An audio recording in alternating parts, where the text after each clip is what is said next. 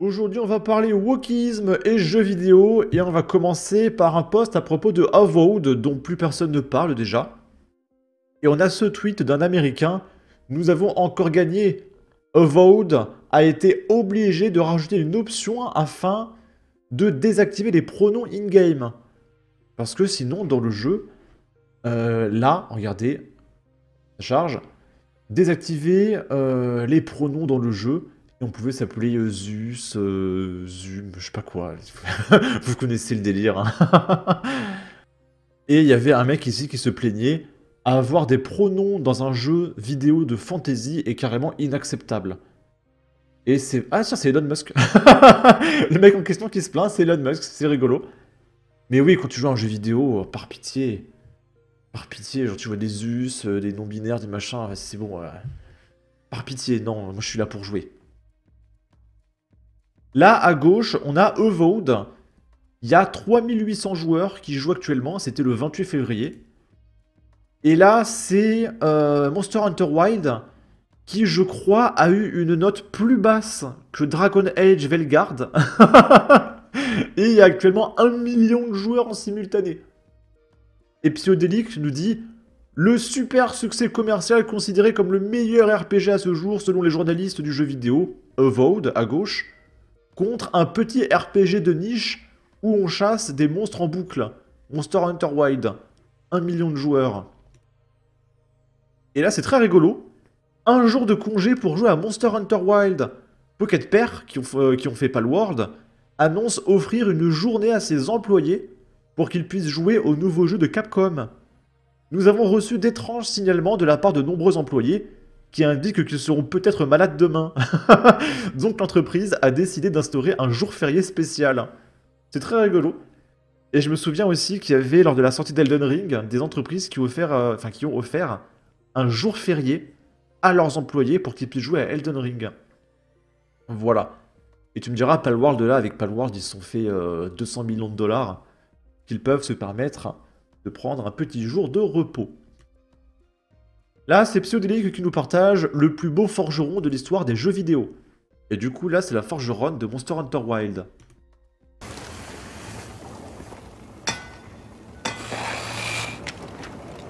Perfection. Ok. Là, c'est la comparaison de 4 jeux. Là, c'est les stats de Monster Hunter Wilds. Donc, c'était le 1er mars. Il y a eu un pic à 1 400 000 joueurs. Et c'est relativement stable. Ensuite, c'est Avowed. Le pic all-time, c'est 19 000 joueurs. Et ça fait que de baisser. Ça baisse, ça baisse, ça baisse. Ensuite, là, c'est Dragon Age Veilguard. Il y a 2000 joueurs et le pic all-time, c'est 89 000. En réalité, c'est pas dégueu, en vrai, 89 000. Mais c'est pas non plus un succès. Mais c'est quand même beaucoup plus que Avowed. Et alors ça, c'est Lost Record, c'est catastrophique. Le pic all-time, c'est 1900 joueurs. C'est moins que le nombre de vidéos sur ma chaîne. Enfin, que les vues que je fais avec mes vidéos. Et actuellement, il y a 700 joueurs qui jouent. Ok. Et là, on parle un petit peu jeux vidéo de façon plus concrète. Donc il y a des annonces de jeux de merde. Donc là, il y a un jeu Hunter x Hunter, c'est un jeu de baston. Où on peut jouer, attention, 16 personnages. Dans un jeu de baston. En 2025. Et ça m'énerve. Voilà, j'écrivais ici. C'est terrible qu'avec de tels univers, les éditeurs, tout ce qu'ils savent faire, c'est des jeux de baston. Vous regardez 95% des jeux adaptés de manga ou d'anime, c'est que des jeux de baston, quoi. À croire que tout ce que ça raconte, c'est la bagarre. Il y a plus à faire que la bagarre, sérieux. Par exemple, je proposais, c'est quand qu'il y a un jeu de survie Dr. Stone. Donc pour ceux qui ne connaissent pas Dr. Stone, n'hésitez pas à aller voir, le manga comme l'anime. Donc l'histoire, c'est qu'un jour, il y a dans le ciel une sorte de lumière verte qui est apparue et qui a pétrifié toute l'humanité et tout le monde s'est changé en pierre. Et du coup, la civilisation humaine s'est carrément éteinte d'un coup. Et le héros se réveille 3400 ans plus tard et il arrive à se briser de sa carapace de pierre, on ne sait pas encore trop comment.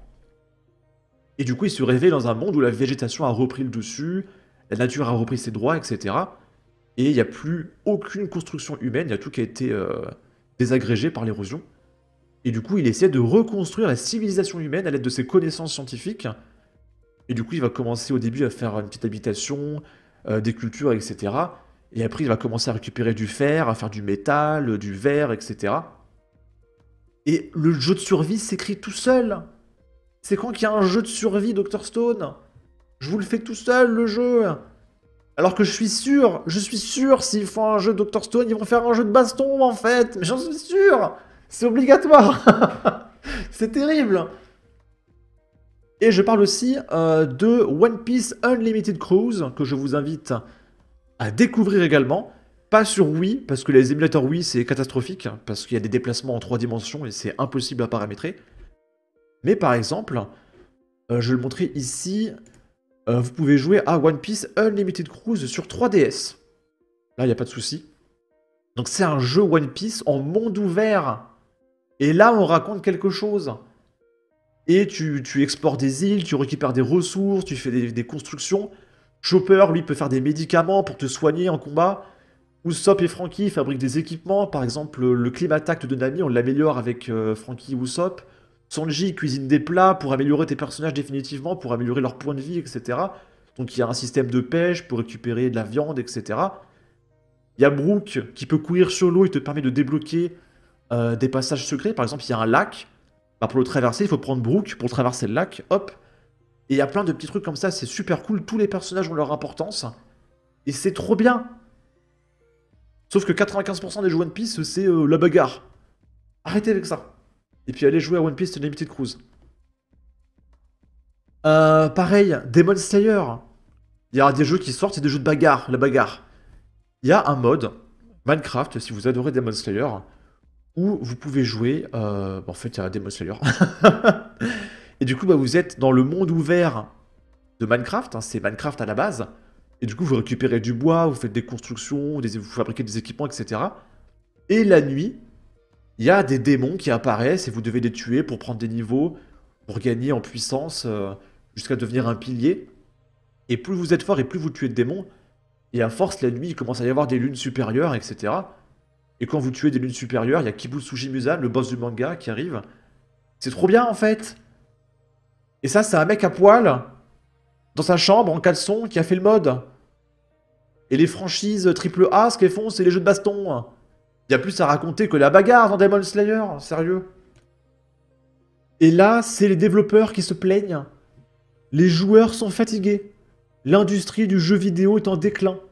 Le co-créateur des jeux Dishonored et Prey, Raphaël Colantonio, a déclaré sur Twitter que les studios doivent s'adapter aux demandes des fans. Et ils demandent quoi, les fans? Est-ce qu'ils demandent des jeux inclusifs et des jeux de baston? Il explique que les joueurs ne veulent plus de suites, de spin-off ou de jeux à service. Alors déjà, il ment. Et on va faire un truc. À ton avis, hein, les joueurs qui n'ont pas envie de voir de suite. Il se passe quoi? C'est demain, là. On annonce Dark Souls 4.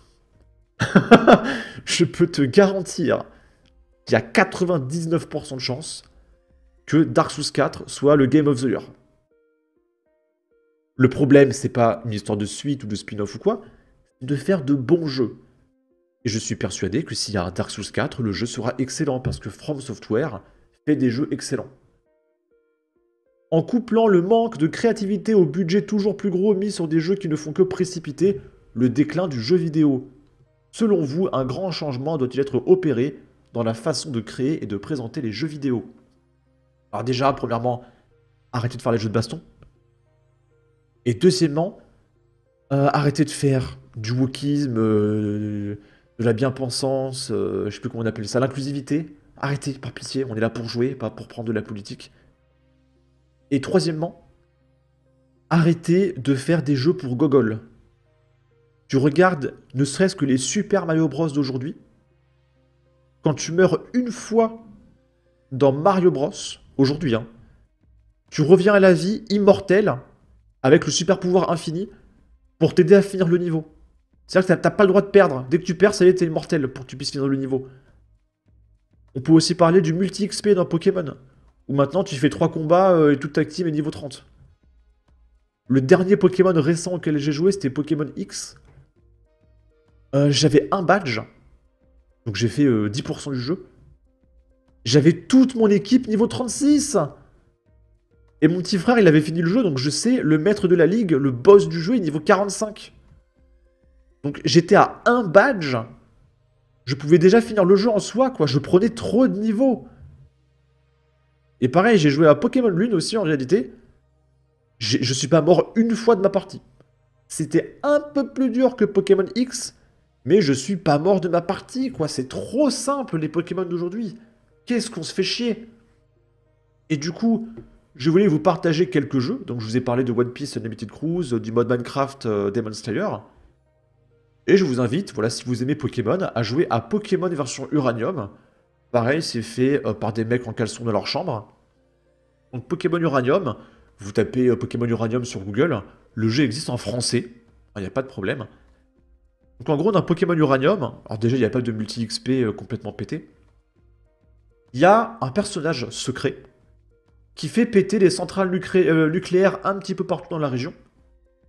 Et quand la centrale nucléaire d'une région pète, il y a tous les Pokémon de la zone qui deviennent de type uranium, de type nucléaire, parce qu'ils sont irradiés. Et du coup, il y a un nouveau type, c'est le type nucléaire. Et toi, ton but, c'est de parcourir le monde pour essayer d'arrêter ce personnage qui est sur le point de détruire la région, à force de faire péter la centrale nucléaire. Et c'est super intéressant. Il y a par exemple aussi Evoli. Si on prend un niveau avec Evoli dans une zone irradiée, il évolue en Nucléli. Voilà. Et il y a plein de Pokémon, mais il y a quasiment que des Pokémon, j'ai envie de dire, qui sont inédits. Il y a quasiment que des Pokémon inédits, intégralement inventés par le créateur du jeu, là. Et les Pokémon qui existent déjà, qu'on connaît, ils ont des évolutions inédites. Par exemple, il y a un Solourdo, il évolue, je sais plus en quoi, ça fait longtemps que j'ai pas joué, mais il évolue en un dragon gigantesque, ailé, jaune, etc. Il est magnifique, il est trop fort. Enfin, le jeu est vachement plus palpitant que les Pokémon actuels, quoi. Il y a de nouveaux talents, de nouvelles capacités, il y a la méga évolution. C'est trop bien Pokémon Uranium. Allez, jouer à Pokémon Uranium. Et il y a aussi Pokémon version Insurgence, pareil, qui est fait par des mecs en caleçon dans leur chambre. Le jeu est ultra long. Le maître de la ligue est niveau 100. Bah, dans Pokémon Uranium aussi, d'ailleurs, le maître de la ligue est niveau 100. Le jeu est très long. Et dans Pokémon Insurgence, il y a plusieurs cultes. Il y en a 5 ou 6.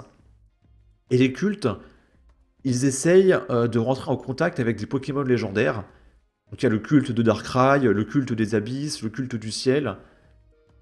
Et la particularité d'Insurgence, bon déjà il y a des Pokémon inédits encore une fois, mais c'est que les chefs de culte, ils sont très très forts.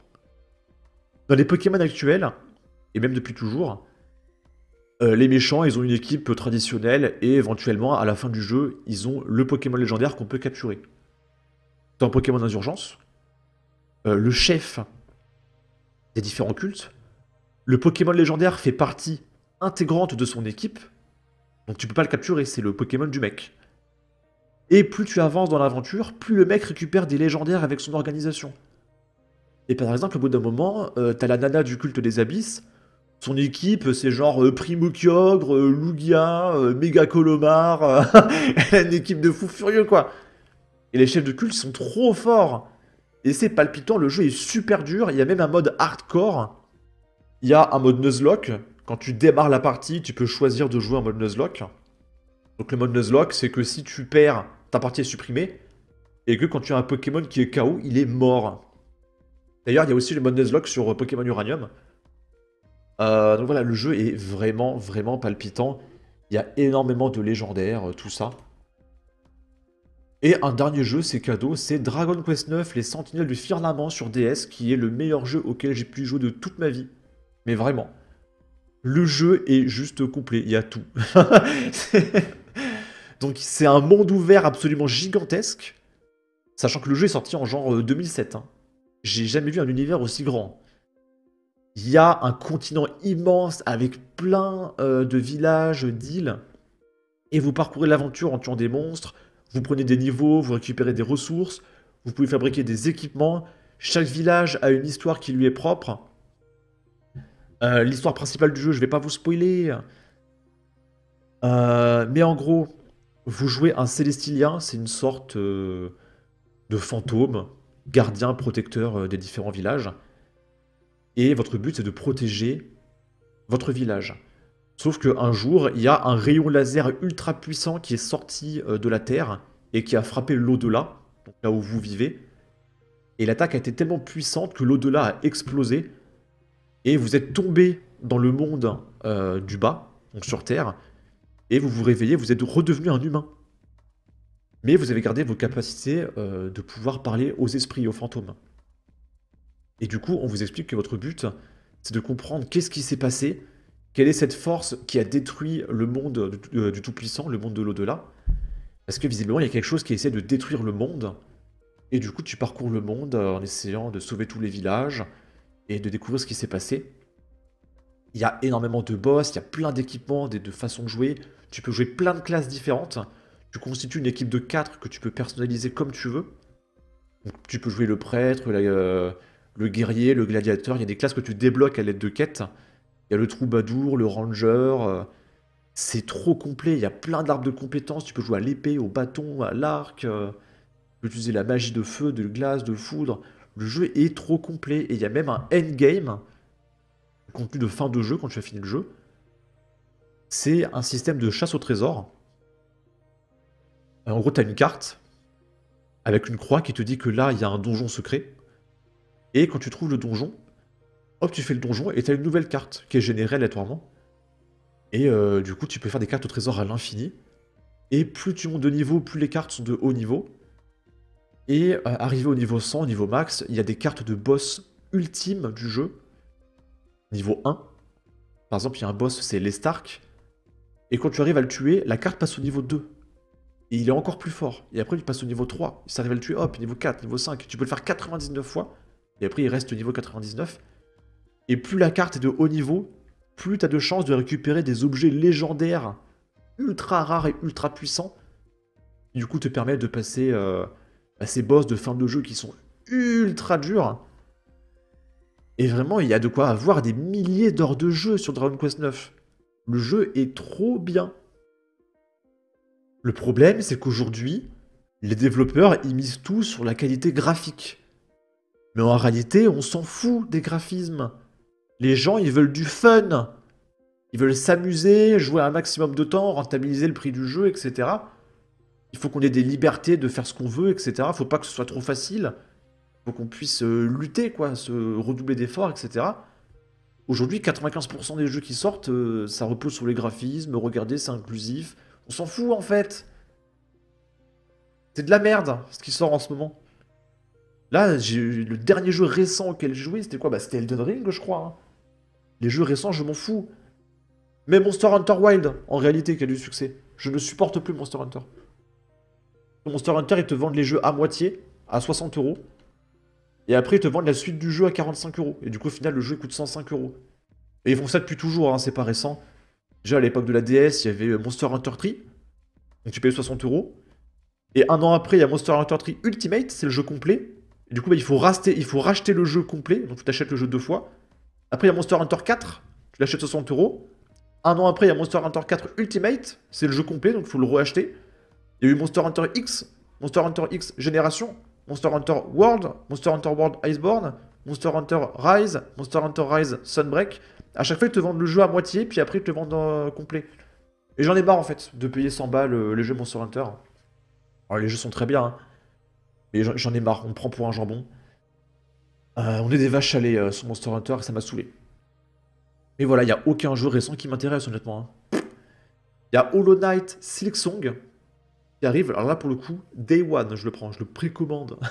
Allez jouer à Hollow Knight, c'est trop bien Hollow Knight.